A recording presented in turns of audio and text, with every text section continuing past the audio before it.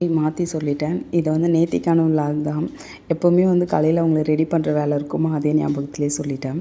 First இட்லிக்கு வந்து குழம்பு வச்சு முடிச்சாச்சு.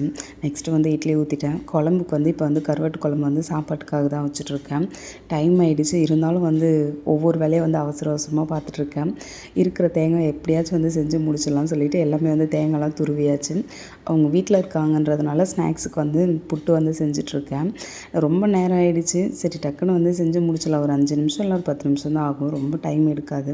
அதனால் புட்டு வந்து ரெடி பண்ணிட்டேன். 2 பேருமே தூங்கிட்டு இருக்காங்க. எப்போவுமே முடிஞ்ச அளவுக்கு மித்தி மட்டும் கொஞ்சம் முன்னாடி எந்திரிப்பா. ரோஷன் எந்திரிக்க டைம் ஆகிடும். நானும் எழுப்பவே இல்லை. மித்தி மட்டும் எந்திரிச்சிட்டா கொஞ்சம் தண்ணியெலாம் வந்து ஊற்றி வைக்கணும். அதனால் தண்ணியெலாம் கொஞ்சம் ஊற்றி ஹெல்ப் பண்ணால் கருவாட்டு குழம்பு வந்து வச்சாச்சு.